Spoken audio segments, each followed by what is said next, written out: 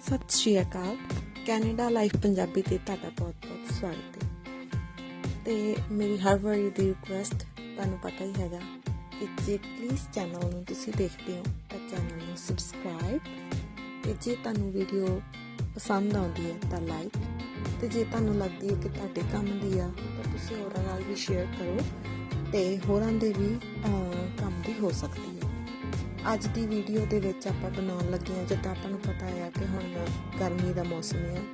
ਸੋ ਇੱਥੇ ਕੈਨੇਡਾ ਦੇ ਵਿੱਚ ਵੀ ਲਾਈਕ ਗਰਮੀ ਜਾਂ ਮੀਂਹ ਹੋ ਜਾਂਦਾ। ਸੋ ਜਦੋਂ ਗਰਮੀ ਜ਼ਿਆਦਾ ਹੁੰਦੀ ਆ ਉਦੋਂ ਵੀ ਬੱਚਿਆਂ ਨੂੰ ਆਪਾਂ ਬਾਹਰ ਨਹੀਂ ਕੱਢਦੇ, ਅਤੇ ਜਦੋਂ ਮੀਂਹ ਹੁੰਦਾ ਉਦੋਂ ਤਾਂ ਓਬਵੀਅਸਲੀ ਹੈ ਕਿ ਬੱਚੇ ਆਪਾਂ ਨੂੰ ਹੁੰਦਾ ਹੈ ਕਿ ਘਰ ਬੈਠ ਕੇ TV ਦੇਖਦੇ ਸਾਰਾ ਦਿਨ। ਸੋ ਉਹਦੇ ਲਈ ਆਪਾਂ ਇਨਸਾਈਡ ਸਵਿੰਗ ਬਣਾਈ ਆ ਕਿ ਬੱਚੇ ਲਾਈਕ ਮੈਨੂੰ 3 ਡੇ ਹੋ ਗਏ ਆ ਬਣਾਈ ਨੂੰ, ਪਰ ਲਾਈਕ ਇੰਨੀ ਕੁ ਜ਼ਿਆਦਾ ਇਹ ਵਧੀਆ ਹੈਗੀ ਆ, ਬੱਚੇ ਇੰਨਾ ਫਨ ਕਰਦੇ ਆ ਕਿ ਸਾਰਾ ਦਿਨ ਇਸ 'ਤੇ ਹੁੰਦੇ ਆ।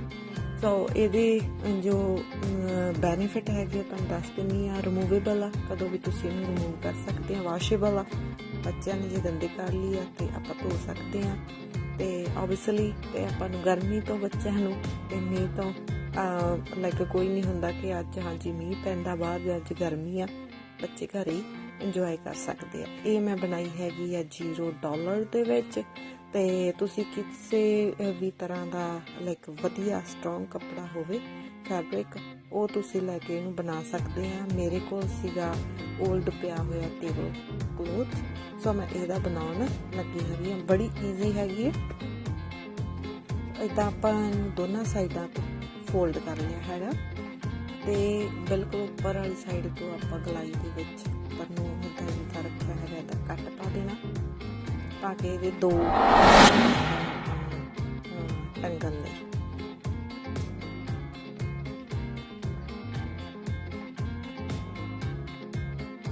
ਇਹ ਉੱਪਰ ਵਾਲੀ ਸਾਈਡ ਆ। ਬਹੁਤਾ ਇਹਨੂੰ ਟਾਈਮ ਨਹੀਂ ਲੱਗਦਾ ਹੈਗਾ। ਜੇ ਤੁਹਾਡੇ ਕੋਲ ਸਿੰਗ ਮਸ਼ੀਨ ਨਹੀਂ ਹੈਗੀ ਤਾਂ ਤੁਸੀਂ ਇੱਕ ਵਧੀਆ ਹਾਈ ਕੁਆਲਿਟੀ ਦੀ ਹੌਟ ਗਲੂ ਨਾਲ ਵੀ ਤੁਸੀਂ ਇਹਨੂੰ ਕਰ ਸਕਦੇ ਹੋ।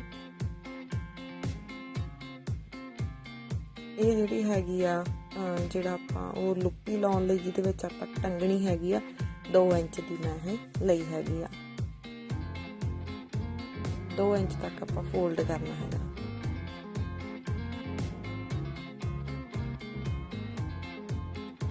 ਤੇ ਹੁਣ ਆਪਾਂ ਜਿਹੜਾ ਉਹ ਨਾਪ ਕੀਤਾ ਸੀ ਤੇ ਆਪਾਂ ਚੁਟਕੀ ਦੇ ਵਿੱਚ ਇਹਨੂੰ ਕੱਟ ਕਰਤਾ।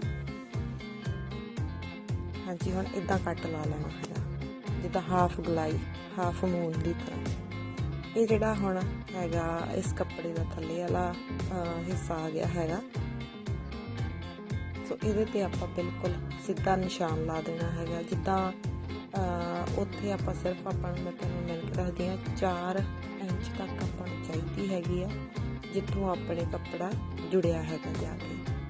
ਉਹ ਤੋਂ ਅੱਗੇ ਆਪਾਂ ਸਿੱਧਾ ਇਹਨੂੰ ਕੱਟ ਲਾ ਦੇਣਾ ਹੈਗਾ।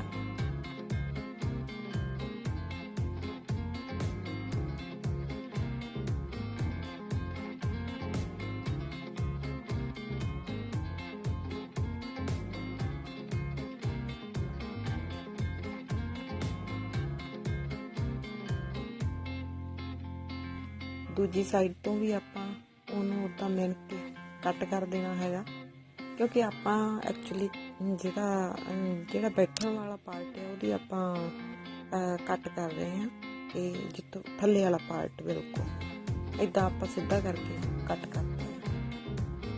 ਬਿਲਕੁਲ ਸਿੱਧਾ ਕੱਟ ਲਾ ਦੇਣਾ। ਉਹ ਫਲਾਵਰ ਆ, ਤੁਸੀਂ ਕਹੋਗੇ ਫਲਾਵਰ ਕਿਉਂ ਲਾਇਆ? ਉਹ ਮੇਰੇ ਬੱਚਿਆਂ ਨੇ ਲਾਇਆ।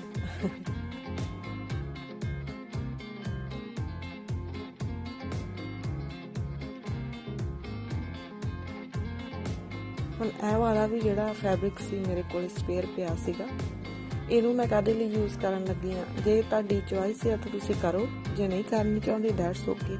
ਕਿ ਮੈਂ ਇਹਨੂੰ ਸਾਈਡਾਂ ਤੋਂ ਜਿੱਦਾਂ ਕਵਰ ਕਰਨ ਲੱਗੀ ਹਾਂ, ਉਹ ਤੁਹਾਡੀ ਚੋਇਸ ਹੈ। ਜੇ ਤੁਸੀਂ ਨਹੀਂ ਵੀ ਕਰਨਾ ਦੈਟਸ ਓਕੇ, ਟੋਟਲੀ ਫਾਈਨ। ਹੁਣ ਮੈਂ ਇਹਨੂੰ ਮਸ਼ੀਨ ਦੇ ਨਾਲ ਸਾਈਡਾਂ ਜਿਹੜੀਆਂ ਇਹਦੇ ਨਾਲ ਮੈਂ ਥੋੜ੍ਹੀਆਂ ਬਹੁਤ ਡੈਕੋਰੇਟ ਕਰਨ ਦੀ ਟਰਾਈ ਕਰ ਰਹੀ ਹਾਂ। ਤੁਸੀਂ ਲੈਸ ਵੀ ਲਾ ਸਕਦੇ ਹੋ। ਜੇ ਤੁਸੀਂ ਨਹੀਂ ਵੀ ਕੁਛ ਲਾਉਣਾ ਚਾਹੁੰਦੇ ਤਾਂ ਫਿਰ ਵੀ ਠੀਕ ਹੈ। ਹੈਗਾ। ਹਾਂਜੀ ਇੱਦਾਂ ਆਪਾਂ ਉਹਨੂੰ ਕਰਕੇ ਫਿਰ ਆਪਾਂ ਇੱਦਾਂ ਜਿਹੜੇ ਵਿਚਾਲੇ ਉਹਨੂੰ ਸੀਨ ਲਾ ਲੈਣੀ ਹੈਗੀ ਆ। ਉਹ ਸੀਨ ਮੇਕ ਸ਼ੋਰ ਕਿ ਤੁਸੀਂ 3-4 ਟਾਈਮ ਤੁਸੀਂ ਉਹ ਜਿਹੜੀ ਸੀਨ ਲਾਓ।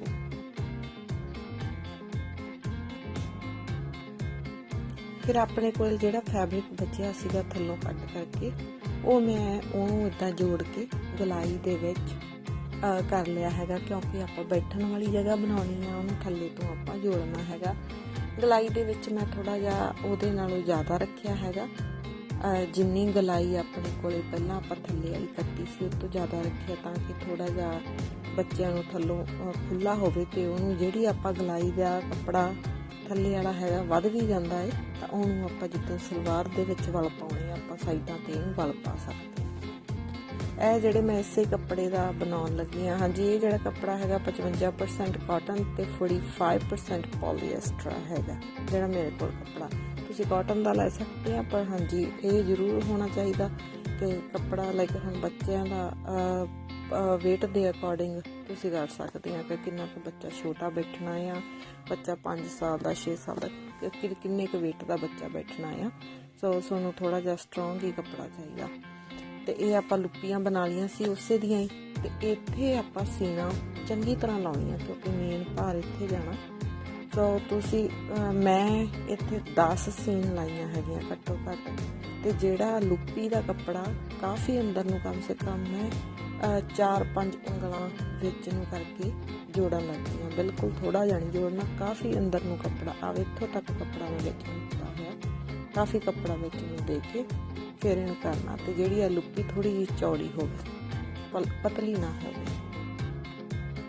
ਹਾਂਜੀ ਇਹ ਹੈਗੀ ਆ ਫਾਈਨਲ ਲੁੱਕ, ਅਤੇ ਆਪਾਂ ਇਨਸਾਈਡ ਹੀ ਇਹਨੂੰ ਟੰਗਤਾ ਹੈਗਾ। ਹਾਂਜੀ ਮੈਂ ਆਪਾਂ ਇਹ ਹੁੱਕਾਂ ਲਾਈਆਂ ਹੈਗੀਆਂ ਉਹਨੂੰ ਟੰਗਣ ਲਈ। ਜੇ ਤੁਹਾਡੇ ਕੋਲ ਹੈਵੀ ਡਿਊਟੀ ਕੁਛ ਹੈਗਾ ਤਾਂ ਉਹ ਬੈਟਰ ਹੈਗਾ, ਅਤੇ ਇਹ 2 ਮੈਂ ਤਾਂ ਲਾਈਆਂ ਕਿਉਂਕਿ ਇੱਕ ਦੇ ਨਾਲ ਬੱਚੇ ਜਿੱਦਾਂ ਰਾਊਂਡ ਘੁਮਾਉਂਦੇ ਆ ਤਾਂ ਉਹਦੇ ਨਿਕਲਣ ਦੇ ਚਾਂਸ ਹੁੰਦੇ ਆ।